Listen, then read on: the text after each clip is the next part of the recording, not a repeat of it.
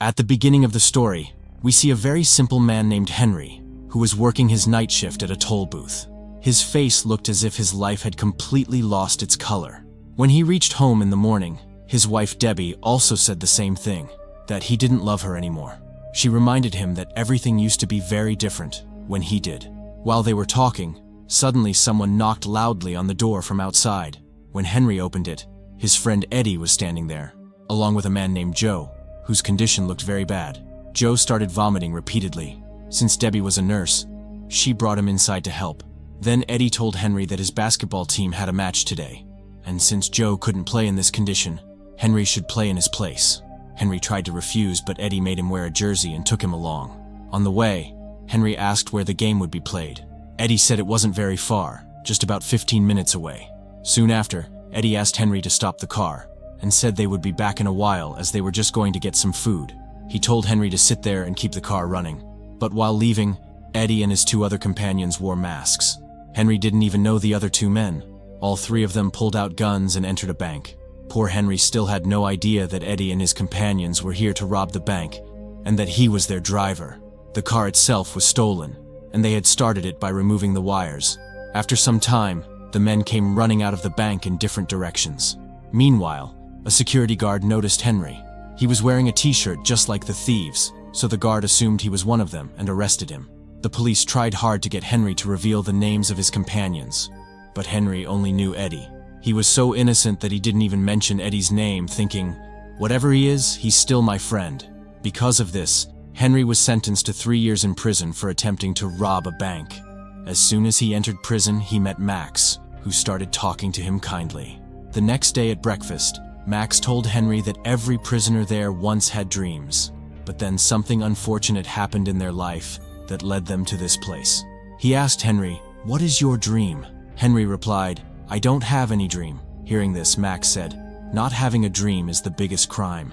So tell me, what is your dream?" When Henry gave the same answer again, Max told him, "What's the use of a life that has no dreams?" 6 months passed like this. One day, Debbie came to meet Henry in jail and said she had something important to tell him. She admitted that she had fallen in love with someone else. But Henry, with his big heart, said it didn't matter. He only wanted her to be happy. "If you can't live with me, then live with someone else," he said. On the other hand, Max had now accepted jail as his home. The other prisoners once asked him about a parole officer who had questioned him. They said, "Last time when the parole officer asked you, 'If we let you out, what will you do?' What did you answer?" To this, Max replied, "I told him I would enter his house, kill his dog, burn his house down, and cut out the tongue of every living thing there." Max asked Henry, "When will you be released?" Henry said, "Next month." Hearing this, one of the prisoners said everyone believed Henry was a true gentleman. Henry also insisted that he had not committed any crime. Max then told him, "You've spent time in jail, so no matter what you say to people outside, they will still believe you committed a crime." Soon, Henry was released from jail, and the first thing he did was go to meet Debbie. But when Joe opened the door, Henry was shocked. Debbie was now pregnant with Joe's child. Seeing this, Henry realized how completely his life had changed. Debbie showed Henry all of his belongings and asked what he planned to do next. Henry didn't answer. Then Joe came and offered Henry a business deal, also thanking him for not mentioning his name in court. But Henry replied, "I don't even know your name," and quietly left. Later, Henry went and stood in front of the same bank where everything had started. Just then, a car hit him, and he fell to the ground. The car was being driven by a woman named Julie. She rushed to him and asked if he was okay. A bank guard came over and told her to call an ambulance, but Henry refused. After this, the guard supported Henry and took him to a nearby cafe, where Julie also followed them. Henry told Julie, "I've seen you somewhere before." Julie replied, "Don't look at me, just walk carefully on the road." And saying this, she left. When Henry went to the bathroom, his eyes fell on a piece of old news posted on the wall. It was an 80-year-old newspaper cutting about a bank robbery. The article said the robbery had been carried out through an underground tunnel connected to a theater located behind the bank. That tunnel went directly beneath the bank's vault. After discovering this, Henry went straight to the prison to meet Max and told him, "I've found my dream. My dream is to rob the bank that brought me here. If I have to serve a sentence, then at least I should truly steal." Max couldn't understand what Henry meant. So Henry asked him, "Will you help me rob the bank?" Max asked, "Do you even have a plan? Or are you just wandering around like this?" To which Henry replied, "Don't worry, I have a top-class plan." After this, Henry went to the theater, where Julie was rehearsing for her play. During the performance, her director scolded her harshly and told her she couldn't handle the role. Frustrated, Julie went to have coffee. As she was leaving, she asked Henry if he was following her. Henry denied it but still followed her to the coffee shop. There, while drinking coffee, Henry praised Julie's acting. Julie then thanked Henry for not complaining about the car accident. Meanwhile, Max also applied for parole in prison. After being asked some questions, he was released. Henry had already explained to him how to behave in front of the officers. When Henry came to pick him up outside the jail, Max asked, "Where's your car?" Henry replied, "I don't have a car." In reality, Henry had come on foot. Max got angry and said, "Because of which madman did I get released? Take me back, I don't want to go out." But when Henry shared his plan, Max was shocked and said, "This is your plan? The same way a bank was robbed 80 years ago? Do you at least have guns?" Henry replied, "I don't have any gun. I don't want to hurt anyone." On this, Max sarcastically said, "That's very noble. But after the last robbery, it's possible the bank has moved the safe, and now it may not be above the tunnel. To find out, we'll need to check." So they went to the bank, where they met the assistant manager. The bank guard kept a close watch on them as they entered. While talking to the assistant manager, Max cleverly confirmed that since the bank was built, the safe had never been moved from its original place. He did it so skillfully that the manager didn't suspect a thing. However, the guard still kept his eyes on them. After this, they went to the theater to check the tunnel. There, Julie was surprised to see Henry again.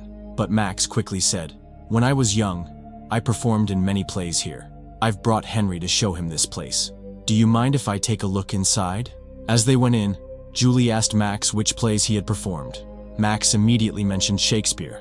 Then he added, "I have many memories here, so I want to see every corner of the theater." With this excuse, he got permission.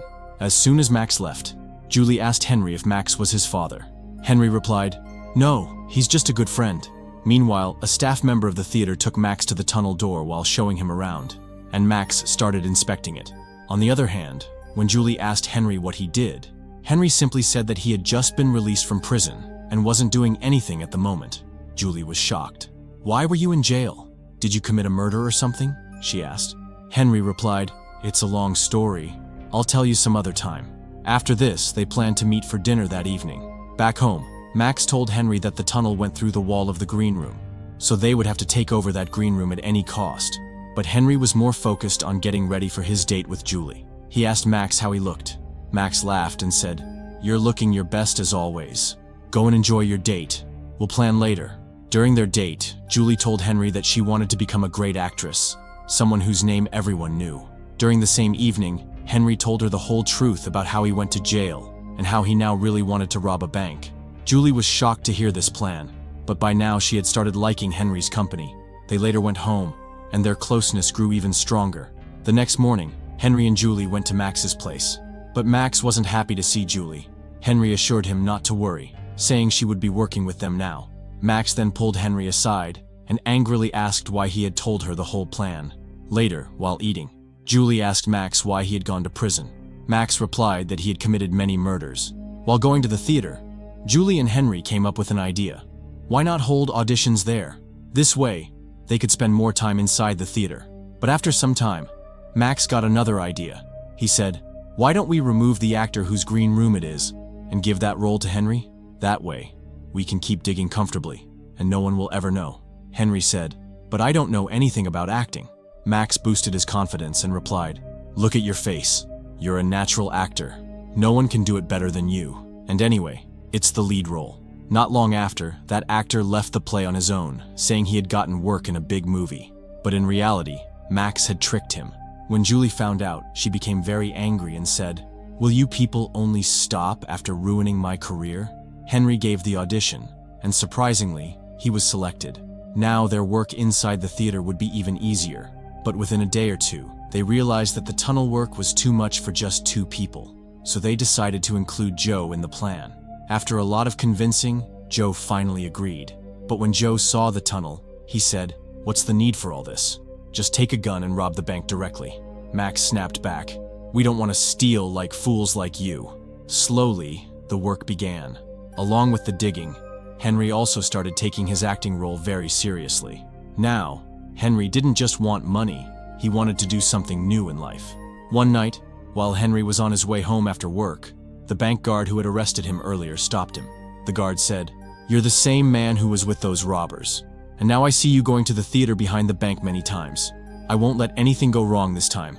Henry asked him to come along and drove the car to a quiet place. Then he asked the guard, "What do you want?"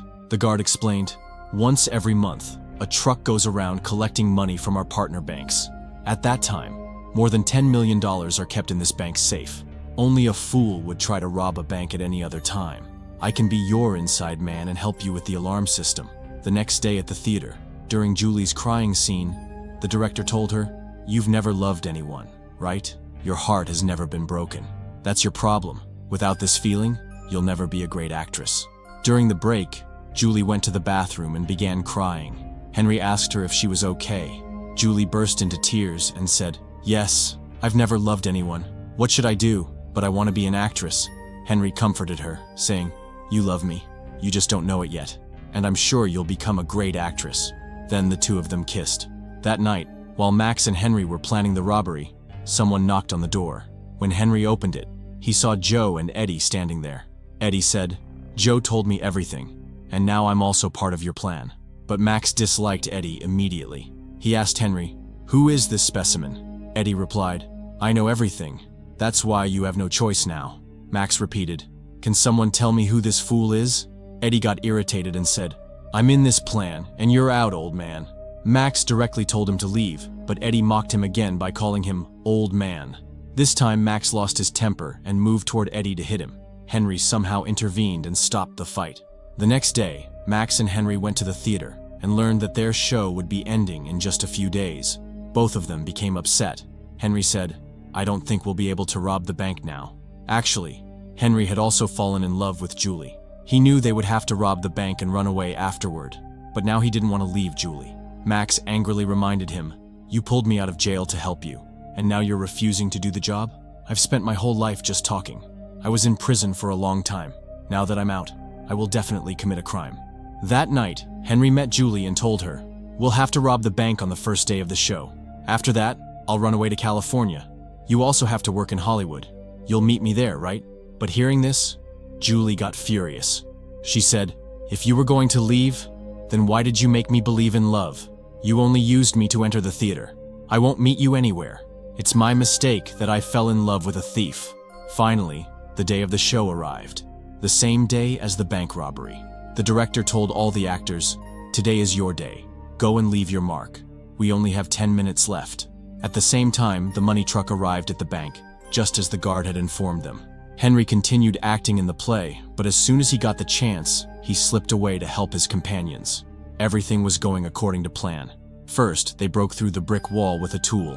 Then Joe used a welding machine to cut through the iron safe and made a big hole. Max had already cut the wires as soon as he got the guard's signal, which stopped the alarm from going off. But suddenly, Eddie pointed a gun at Max and ordered him to step aside. He told Joe to load all the money into the car. Joe didn't like Eddie's behavior and said, "Don't do this, brother. This isn't right." Just then, Henry arrived. Eddie tried to scare him too and even hit Max with the gun, knocking him down. Joe kept telling him to stop, but Eddie wouldn't listen. Finally, Max managed to snatch the gun from Eddie and began beating him. In the chaos, a bullet went off and grazed Henry's leg. Meanwhile, Henry's scene in the play was about to start. Limping, he quickly went on stage to perform. After beating Eddie, Max tied him up, and then Henry, Max, and Joe ran away with all the money. Suddenly, Henry asked them to stop the car. Joe and Max didn't understand why. Henry told them to run away without him, saying he would meet them later. When Joe asked Max where Henry had gone, Max said, "Let him go to hell. Just drive." Henry ran back to the theater, where Julie was performing on stage. Limping, he climbed onto the stage and told her, "I can't go away from you. I really love you, and I won't be able to live without you." Coincidentally, the play had a similar scene at that moment. The audience thought it was part of the act and felt impressed, waiting eagerly for Julie's response. The director dimmed the lights and urged Julie to say yes. Finally, Julie realized that Henry truly loved her. After a long silence, she didn't say yes, but her expression revealed everything. And so, in the end, the hero got the heroine and the money. If you liked the video, then give it a like and subscribe to the channel. See you in the next video.